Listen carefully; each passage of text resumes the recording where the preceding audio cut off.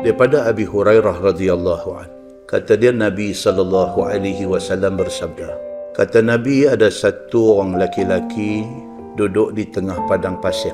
Fasami'a sautan fi sahabah. Tiba-tiba dia dengar bunyi satu suara daripada segumpal awan.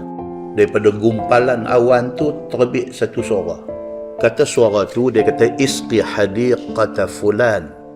Suara yang mai daripada awan tu kata, dia kata hangpi juruh, hangpi siram kebun kepunyaan si Fulan.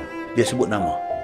Dia ni duduk tengah padang pasir, tiba-tiba nampak satu awan duduk atas dia. Tiba-tiba daripada awan tu bunyi satu suara. Suara tu kata, hangpi dekat kebun satu orang, dia sebut nama orang tu, pergi turun hujan di situ. Fatanaha dhalika as-sahab fa-afragha ma'ahu fi harrah. Tiba-tiba saja gumpalan awan tu bergerak, pergi sampai satu tempat, turun hujan.